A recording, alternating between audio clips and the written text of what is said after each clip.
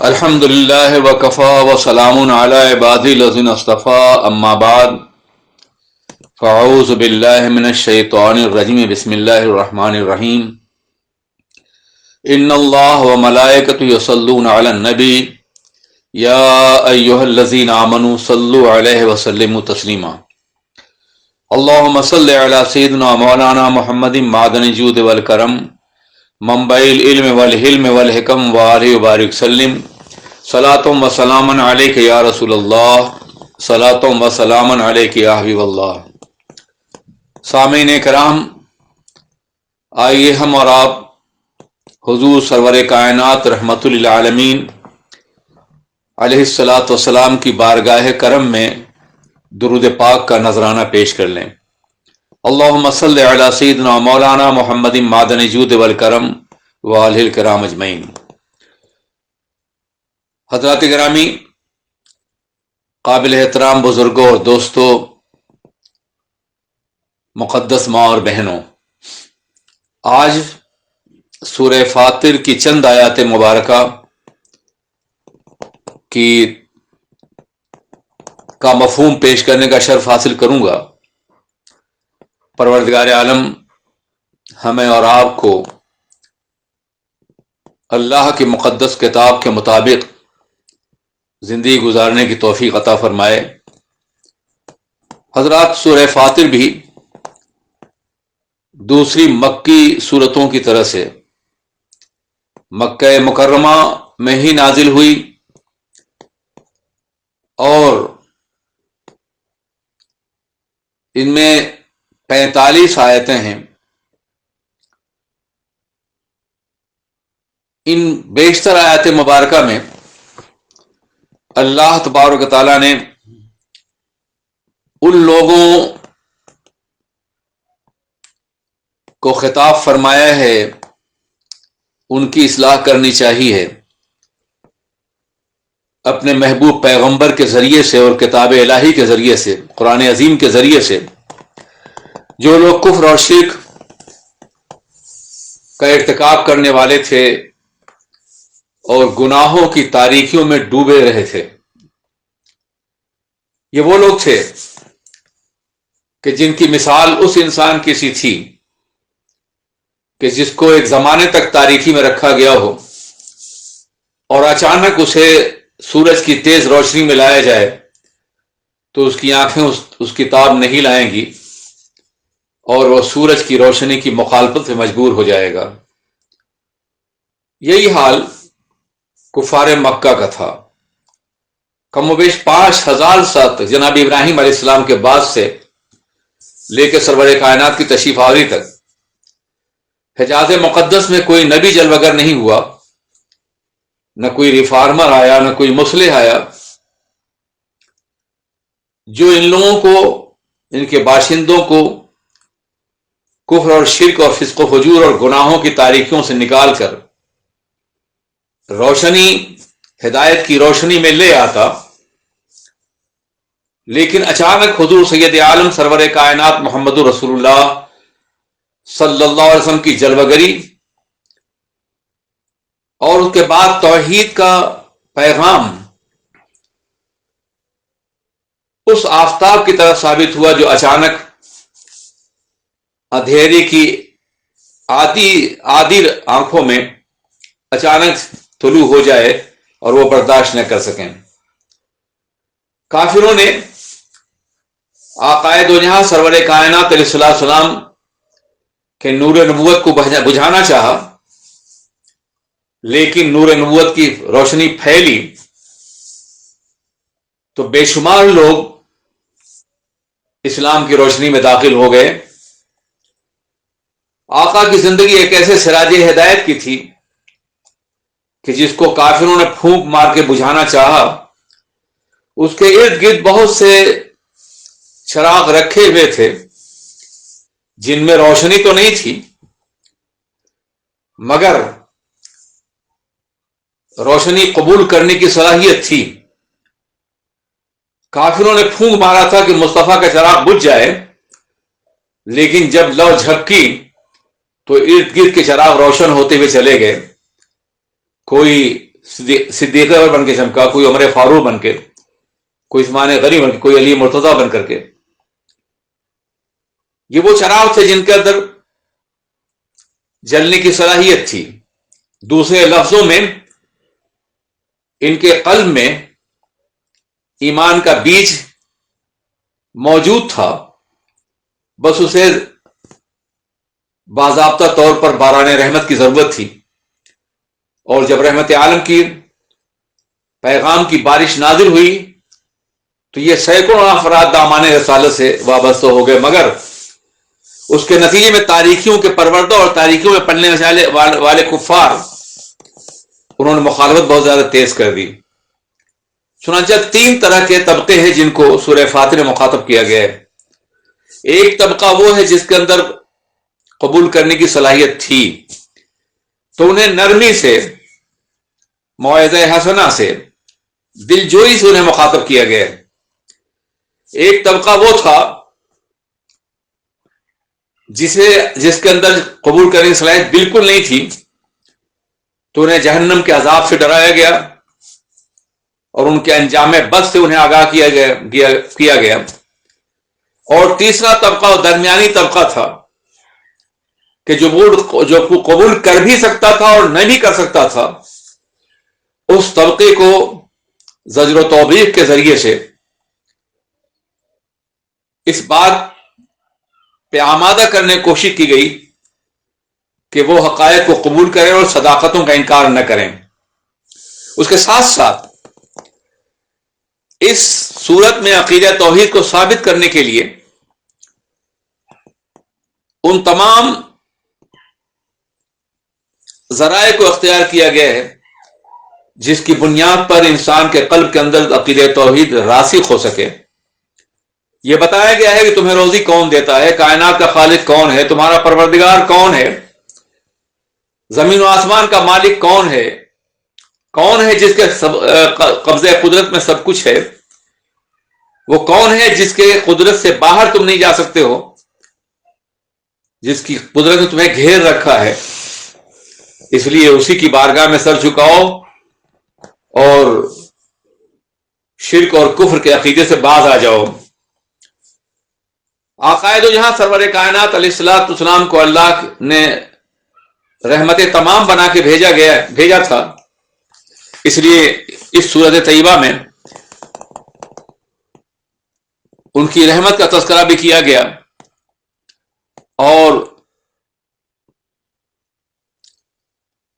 ہدایت کے راستے میں ان کی فکر مندی کا بھی تذکرہ ہوا، اور پیغمبر کا وہ سوز دروں جو ہر گمراہ کو راہ راست پہ لانا چاہتا تھا، اس کے حوالے سے بھی احکامات عطا فرمائے گئے۔ ان لوگوں کو روکنے کی کوشش کی گئی جو صراط مستقیم کو چھوڑ کر کجروی اختیار کرنے والے تھے یا کر رہے تھے، اور پھر اللہ تبارک و تعالی نے اپنے تمام نیک بندوں کو یہ اس بات کا حکم دیا، اس بات کی تنبیہ کی کہ خبردار تم اپنے ازلی دشمن شیطان سے بچنے کی کوشش کرو۔ شیطان تمہارا بھلا نہیں چاہتا، وہ تمہیں دنیا کی فریب کاریاں اور دنیا کی لذتوں میں مبتلا کر کے آخرت سے بیزار اور انجام سے بیزار کر کے تمہیں جہنم کے گڈھے میں لے جانا چاہتا ہے۔ اس لیے اس جہنم کے نمائندے سے بچنے کی کوشش کرو اور جنت میں جانے کی کوشش کرو۔ یہ چند باتیں ہیں جو اس سورۃ طیبہ میں مختلف انداز سے اقوام عالم کے سامنے نازل فرمائی گئی ہیں۔ ظاہر ہے کہ اس مختصر سے اجالے اور تھوڑے سے وقت میں پوری سورت کا احاطہ تو کیا سرسری تبصرہ بھی نہیں ہو سکتا ہے، اس لیے میں مختلف مقامات سے چند آیات مبارکہ کا مفہوم پیش کرنے کی کوشش کروں گا۔ آغاز سورت میں اللہ ارشاد فرماتا ہے، بسم اللہ الرحمن الرحیم، الحمدللہ فاطر السماوات والارض جاعل الملائکۃ رسلا اولی अजनिहतिन मसना व सुलास व रुबा यजीद फिल खल्क़ि मा यशा सदक़ल्लाहुल अज़ीम सदक़ल्लाहुल अज़ीम। तमाम तारीफें, तमाम महामिद व महासिन अल्लाह ही के लिए हैं जो जमीन व आसमान को अदम से वजूद में लाने वाला है, पैदा करने वाला है। लफ्ज फातिर इस तौर पे इस्तेमाल किया जाता है कि किसी ऐसी चीज को पैदा करना या बनाना जिसकी पहले से कोई मिसाल मौजूद न हो, गैर मौजूद को मौजूद करना, पर्दे आदम से वजूद की रोशनी में लाना, इसको फातिर कहा जाता है। तो अल्लाह फातिरुस समावात वल अर्द है। आसमान और जमीन मौजूद नहीं थे, न उनकी पहले से कोई मिसाल मौजूद थी जिसकी नक्काली की जाती। वो अल्लाह ही है जिसने आसमानों को और जमीनों को और इनके दरमियान तमाम चीजों को मादूम से मौजूद फरमाया। पर्दा अदम से आलम इम्कान में जिस जात ने इन्हें जलवगर फरमाया वो परवरदिगार आलम है, रब्बुल इज्जत है, फातिरुस समावात वल अर्द है। उसने अपने पैगाम को अपने अंबिया तक पहुंचाने के लिए एक ऐसी मखलूक को तख्लीक किया जिसके अंदर खता का कोई इम्कान बाकी न रहे, जो इंतहाई ताकतवर हो, जिसकी कुव्वत परवाज ऐसी हो कि अर्श से पैगाम लेके मक्का और मदीना की सरजमीन पर अपने परे परवाज से उड़ करके हाजिर हो सके नबी की बारगाह में, और कहीं भी खता का इम्कान न हो। अगर नबी की बारगाह में पैगाम को पहुंचाने के लिए किसी इंसान को मुंतखब किया जाता तो खता का इम्कान था। तो लाने वाला फरिश्ता है जो मासूम है, भेजने वाला परवरदिगार है जो सुबहान और कुद्दूस है, और जिस जात पे कुरान नाजिल हो रहा है वो जात भी मासूम अनिल खता है, सैयदुल मासूमीन है, सरवर कायनात। ताकि कुरान पाक का कानून जिंदगी और दस्तूर हयात और निज़ाम अकीदा व अमल जब दुनिया तक पहुंचे तो उसमें खता का कोई शायबा न हो, हकीकी तौर पे ला रैब फीह का मुकद्दस मजहर हो। इसलिए अल्लाह उन रसूल को जो पैगाम लाने वाले हैं खुदा की बारगाह से फरिश्तों की शक्ल में, उनका तस्करा फरमा रहा है कि अल्लाह ने बनाया फरिश्तों को जो बाजुओं और परों वाले हैं, 2 पर 3 और 4, और अल्लाह चाहे तो अपनी मखलूक में या अपनी तख्लीक में जितना चाहे इजाफा फरमा दे। चुनांचा आकायद जहां सरवर कायनात ने एक मकाम फरमाया कि मैंने जिब्राइल को इस हालत में देखा कि वो बहुत से परों के हामिल थे। हदीस पाक में इसका तस्करा मौजूद है। हजरात गिरामी, गालिबा सरकार ने फरमाया कि उनके 600 पर थे। आका की निगाह है, जिब्राइल को उन्होंने देखा अपनी असली शक्ल में, और उनके वजूद नास पर उनके बाजुओं परों की तादाद को भी आपने शुमार फरमा लिया।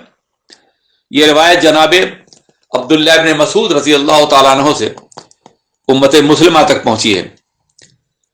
अल्लाह फरमाता है कि वो चाहे तो इजाफा भी फरमा दे इन परों में, बेशक अल्लाह हर चीज पर कादिर है।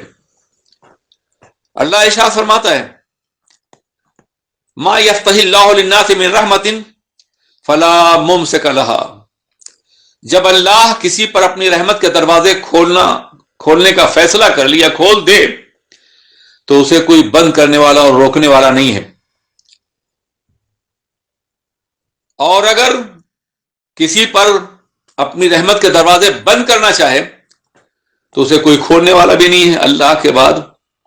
बेशक वो गालिब और हिकमत वाला है, वो जानता है कि कौन रहमत का मुस्तहिक है, कौन रहमत का मुस्तहिक नहीं है। जो मुस्तहिक रहमत है उस पे अपने रहमत के दरवाजे वो खोल देगा और उसे कोई बंद न कर सकेगा, और जो मुस्तहिक रहमत नहीं है उसकी हिकमत کا تقاضا یہ ہے کہ اسے اپنی رحمت سے محروم رکھا جائے تو کوئی اسے کھول بھی نہیں سکتا ہے۔ اللہ کی قدرت کاملہ کا ذکر کرنے کے بعد اپنی ذات کے حوالے سے، اپنی تخلیق کے حوالے سے، اپنی عظمتوں کا ذکر کرنے کے بعد اللہ ارشاد فرماتا ہے یا ایھا الناس اذکروا نعمت اللہ علیکم، اے لوگو تم اپنے اوپر اللہ کے نعمتوں کو یاد کرتے رہو۔ تمہارا پورا وجود کا ہر لمحہ، تمہاری ہر سانس، تمہارے اعضاء اور جوارح، تمہارے قلب کی دھڑکنیں، تمہارے نگاہوں کی بصارت، تمہارے کانوں کی سماعت، تمہارے افکار و خیالات، تمہارے احساسات، تمہارا چلنا پھرنا، اٹھنا بیٹھنا، کھانا پینا، یہ سب اللہ کی تخلیق کے واضح ثبوت ہیں۔ تم اگر اپنے وجود کے اندر غور کرو تو تم اللہ کی یاد ہر گوشہ حیات سے کرنا چاہو گے۔ بار بار آیات آفاق و انفس کا تذکرہ کیا گیا جس میں انسان کو اپنی ذات کے اندر غور کرنے کا بھی حکم دیا گیا۔ صوفیہ نے کہا ہے اپنی ہستی کا اگر حسن نمایاں ہو جائے آدمی کثرت انوار سے حیران ہو جائے۔ خود انسان کے اندر ایک عالم ہے جس کا مطالعہ کرنے کے لیے صدیاں چاہیے۔ کچھ رازہائے سربستہ ہیں جن کا انکشاف نہ سائنس کر سکتی ہے نہ عقل انسانی کر سکتی ہے۔ وہ جذبات و محسوسات، محبت کے جذبات، نفرت کے جذبات، یہ اعضاء اور جوارح کا کام تو نہیں ہے نا۔ وہ احساس و خیالات جو پردہ ذہن پہ ابھرتے ہیں اور تحقیق اور ریسرچ کے لیے جو بنیادیں فراہم کرتے ہیں، یہ کس نے عطا فرمائے ہیں؟ یہ کس کی تخلیق کا کمال ہے؟ اللہ فرماتا ہے حل من خالق غیر اللہ، کیا اللہ کے علاوہ کوئی اور بھی خالق ہے؟ یرزقکم من السماء والارض، جو تمہیں آسمانوں اور زمینوں سے روزی دیتا ہے۔ آسمان سے روزی نازل فرماتا ہے یا آسمان سے بارش نازل فرماتا ہے اور زمین کے سینے پر تمہارے لیے رزق الہی کے پودے اگتے ہوئے نظر آتے ہیں۔ تمہارے رزق میں آسمان بھی شامل ہے اور زمین بھی شامل ہے۔ یہ کائنات ارض و سما تمہارے لیے پیدا کی گئی ہے اور تم کو صرف اللہ کے لیے پیدا کیا گیا ہے۔ لا الہ الا هو فانا تؤفکون، اللہ کے علاوہ کوئی اور مالک نہیں ہے، معبود نہیں ہے جس نے پیدا کیا ہو زمین و آسمان کو روزی دینے والا ہو۔ پھر تم اللہ کی ذات سے منہ پھیر کے کہاں جا رہے ہو؟ بار بار آقا دو جہاں علیہ السلام اپنی قوم کو اللہ کی طرف بلاتے ہیں، دلائل سے سمجھا کر کے، نصیحتوں سے، انذار سے، آخرت کا خوف دلا کر کے، اخلاق کی، اللہ کی تخلیق پہ غور کی دعوت دے کر کے، مگر جب قوم ایمان نہیں لاتی، اپنی ضد پر قائم ہے، بلکہ طرح طرح کے الزام پیغمبر کی حیات پر عائد کرتی ہے، یہ مجنون ہیں، یہ دیوانے ہیں، معاذ اللہ، یہ تو شاعر ہیں، یہ جو کچھ کہہ رہے ہیں اساطیر الاولین ہے، یہ حقائق پر مبنی نہیں ہے، افطرا ہے معاذ اللہ اللہ کی ذات پر۔ جب اس طرح کی باتیں کی جاتی ہیں اور لوگ ایمان نہیں لاتے تو سرکار غمزدہ ہوتے ہیں۔ کافروں کی تکذیب سے، ان کے جھٹلانے سے تو اللہ انہیں تسکین دے رہا ہے۔ وَإِن يُكَذِّبُوكَ فَقَدْ كُذِّبَتْ رُسُلٌ مِّن قَبْلِكَ، اے پیغمبر اگر یہ لوگ آپ کو جھٹلاتے ہیں تو یہ لوگ آپ سے پہلے بھی جو رسول گزرے ہیں ان کو بھی ایسے ہی جھٹلاتے رہے ہیں۔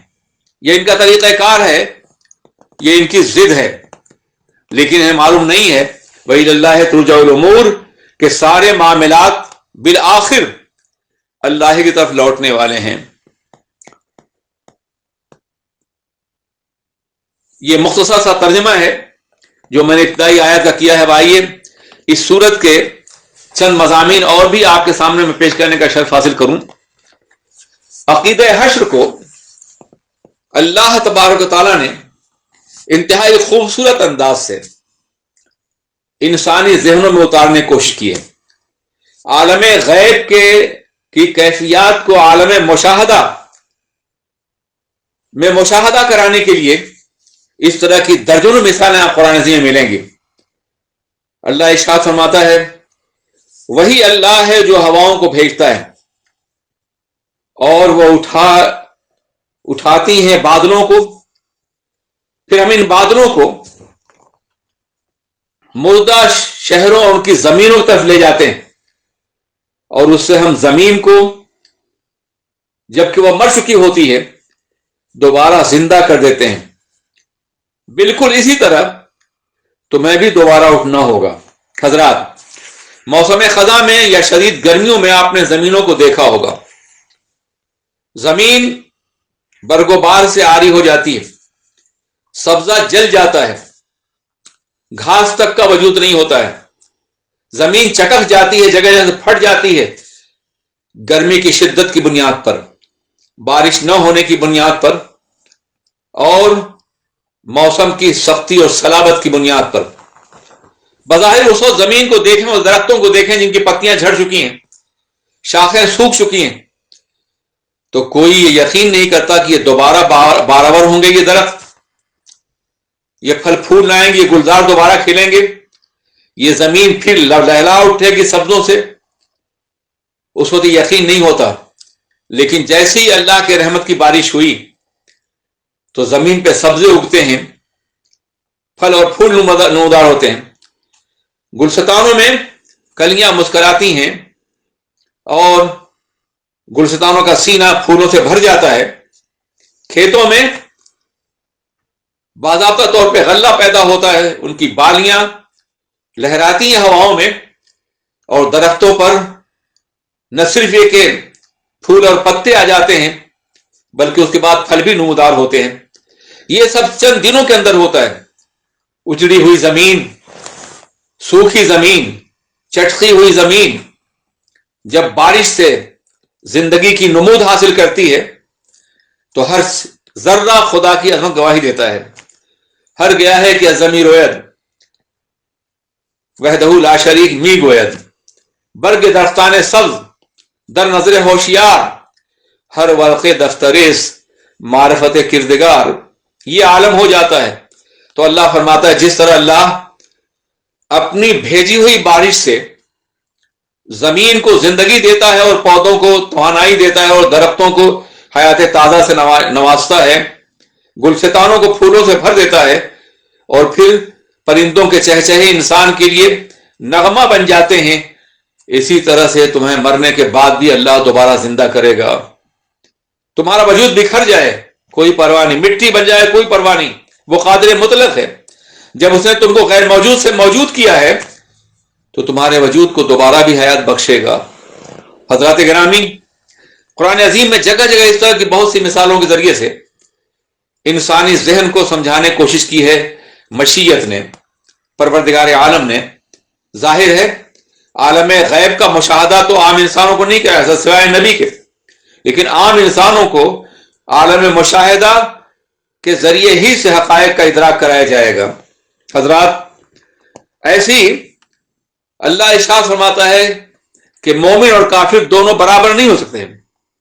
اے محبوب، بلا شبہ آپ کا ڈرانا انہی لوگوں کے لیے مفید ہے جو اپنے رب کو بن دیکھے مانتے ہیں اور ڈرتے ہیں، نماز قائم رکھتے ہیں اور اللہ کے راستے میں زکوٰۃ دیتے ہیں، اس یقین کے ساتھ کہ انہیں اللہ ہی کی طرف لوٹ کے جانا ہے۔ نابینا اور بینا کبھی برابر نہیں ہو سکتے، اندھے اور دیکھنے والے۔ کچھ لوگ وہ ہیں جن کے دل کی آنکھیں بینا ہیں، وہ اپنے اللہ کی قدرت اور جلووں کو دیکھ سکتی ہیں، اور کچھ اپنے دل کے اعتبار سے اندھے۔ یاد رکھیے قرآن پاک میں عدم سماعت، عدم بصارت، عدم حیات اور موت وغیرہ کی اپنی اصطلاحات ہیں۔ انسان چلتا پھرتا ہے، قرآن نے اسے مردہ کہا ہے۔ انسان کا دل دھڑکتا ہے، قرآن نے اس دل کو مردہ کہا ہے۔ انسان سن رہا ہے مگر سماعت کو قرآن اسے بہرا کہہ رہا ہے، انسان دیکھ رہا ہے مگر اسے اندھا کہہ رہا ہے. کیوں؟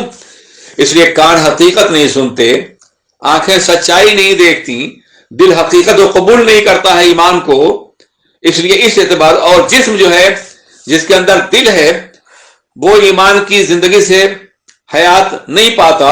اس لیے جسم مردہ ہے، دل مردہ ہے، آنکھیں نابینا ہے، اور انسان قوت سماعت سے محروم کر دیا جاتا ہے حقائق کو نہ دیکھنے کی بنیاد پہ. یہ قرآنی اصطلاحات ہیں، ان کو سمجھے بغیر قرآن پاک کو سمجھنا بہت مشکل ہے. تو جہاں جہاں قرآن پاک نے ان کافروں کو چلتے پھرتے ہیں، کھانا کھاتے ہیں، پیتے ہیں، دیکھتے ہیں، بہرا، اندھا یا مردہ کہا ہے، اس سے یہ مراد بالکل نہیں ہے کہ وہ مردے مراد ہیں جو مومن ہیں اور ایمان کے ساتھ ساتھ اپنے اللہ کے رحمتوں میں چلے گئے ہیں. ان پہ ان کی تصدیق یہ بات فٹ نہیں کی جاتی. اس بات کو سمجھنے کے بعد بہت سے عقیدے کے مسائل خود بخود حل ہو جائیں گے. اللہ ارشاد فرماتا ہے، بے شک اللہ سناتا ہے جسے چاہتا ہے اور تم سنانے والے نہیں ہو. یہ لوگ جو قبروں میں پڑے ہوئے ہیں، یعنی قبر والوں ہی کی طرح سے ہیں، تم انہوں نہیں سنا سکتے ہو، تم تو صرف ڈر سنانے والے ہو. ہم نے تم کو حق کے ساتھ بشیر و نذیر بنا کے بھیجا ہے محبوب. کوئی امت ایسی نہیں گزری جس میں کوئی ڈر سنانے والا نہ گزرا ہو. اگر لوگ آپ کی تکذیب کرتے ہیں تو ان سے پہلے بھی لوگ گزرے ہیں، انہوں نے اپنے رسولوں کو جھٹلایا تھا جبکہ ان کے پیغمبر معجزات لے کے، صحیفے لے کر کے، روشن کتابیں لے کر کے آئے تھے. پھر بھی ان کافروں نے جب انکار کیا تو اللہ کے عذاب نے انہیں اپنی گرفت میں لے لیا. یہ بھی اگر ایمان نہیں لائیں گے تو عذاب الہی سے گرفت میں آئیں گے اور بچ نہیں سکیں گے. حضرات، پیغمبر اعظم کی ابتدائی دعوت کی زندگی دیکھیے، مکی زندگی کو، اور مدنی زندگی کے محاربات کو دیکھیے، اور پھر یہ دیکھیے کہ جو لوگ صنادید قریش تھے، قریش کے لیڈر تھے، جو باضابطہ بغاوت پہ آمادہ کر رہے تھے، جو یقیناً اندھے اور بہرے تھے، انہیں یا تو بدر میں یا دوسرے مقام پہ مار دیا گیا. یہ عذاب تھا. بقیہ سب لوگ ایمان لائے. تو یہ تھا کہ ایمان لانے والے بچ جائیں گے، اور جو ایمان نہیں لانے والے ہیں وہ اللہ کی گرفت سے بچ نہیں سکے. ابو جہل ہے، ابو لہب ہے، عتبہ اور شیبہ ہے، ولید ہے، ان کی زندگیاں آپ دیکھ سکتے ہیں. اس کے بعد ایک مقام پہ اللہ ارشاد فرماتا ہے، قریش کو چاہیے، آپ نے قریش تاجر پیشہ لوگ تھے اور یہ لمبے سفر کرتے تھے، کبھی یمن کا پیدل اونٹوں پر، کبھی سیریا کا، تجارت کی بنیاد پر مال پہنچاتے تھے، مال لاتے تھے وہاں سے، مکے کی منڈیوں بیچتے تھے. اس لیے یہ عام انسانوں کی طرح سے اپنے گھر میں موجود نہیں تھے بلکہ گھر کے باہر بھی سفر کرتے رہتے تھے. اس لیے بار بار ان کو اس بات پہ آمادہ کیا گیا کہ جب یہ گزرتے ہیں ان وادیوں سے جو عذاب الہی میں مبتلا کی گئی، انہیں ختم کر دیا گیا، تو ذرا ان آبادیوں میں گزرتے ہوئے دیکھیں کہ یہ بھی کبھی آباد تھے، یہ بھی بڑے طاقتور تھے، ان کے بھی بڑے مکانات تھے، یہ بھی عظیم الشان محلات کے مالک تھے. یہ قوم سمود، یہ قوم صالح، یہ قوم لوط، یہ قوم عاد، یہ فرعونِ مصر، ان کی زندگیاں ان کے نگاہوں کے سامنے ہوں کہ جنہوں نے انکار کیا تھا ان کا حشر کیا ہوا. اس لیے اگر تم انکار کرو گے تو تم ان سے طاقتور تو نہیں ہو، تمہیں بھی اس سے دوچار کیا جائے گا. اللہ ارشاد فرماتا ہے، کفار قریش کو چاہیے کہ قرۂ ارض پر سفر کر کے ان قوموں کے زوال کی تاریخ کا مشاہدہ کریں جو طاقت اور قوت میں ان سے کہیں زیادہ تھے، مگر ان کے انحراف نے ان کو تباہی سے دوچار کیا. چنانچہ اللہ ارشاد فرماتا ہے، کیا انہوں نے زمین کا سفر نہیں کیا؟ کیا وہ نہیں دیکھتے کہ ان سے پہلے لوگوں کا انجام کیا ہوا جو ان سے طاقت و قوت میں زیادہ سخت تھے؟ لیکن اللہ رب العزت کے قبضہ قدرت سے زمین و آسمان کی کوئی شے باہر نہیں ہے. بلا شبہ وہ علم اور قدرت والا ہے، اور بلا شبہ وہ لوگوں کی بدعمالیوں پہ مواخذہ فرمائے گا. زمین پہ چلنے والی کوئی مخلوق بھی اس کی گرفت سے باہر نہیں ہے. اللہ ایک مقررہ مدت تک ڈھیل دیتا ہے، اسے قانونی محال کہتے ہیں قرآن کی زبان ہے. فَمَّهِّلِ الْكَافِرِينَ أَمْهِلْهُمْ رُوَيْدًا، قانونی محال کے پیش نظر ہر قوم کو ایک موقع دیا جاتا ہے کہ وہ توبہ کرے، گناہوں سے باز آ جائے، نیک ہو جائے، ایمان لے آئے. لیکن جب وہ اپنے ظلم اور اپنے گناہوں سے باز نہیں آتی ہے وہ قوم، اور میعاد پوری ہو جاتی ہے مقررہ وقت، تو اللہ کے عذاب سے وہ قوم دوچار کر دی جاتی ہے. حضرات گرامی، یہ مختصر سا مفہوم تھا اس سورہ طیبہ کا، سورہ فاطر کا، اس کو سورہ ملائکہ بھی کہتے ہیں. اور تفصیلات کے لیے میں آپ سے استدعا کروں گا کہ براہ کرم آپ قرآن عظیم کا مطالعہ جاری رکھیں.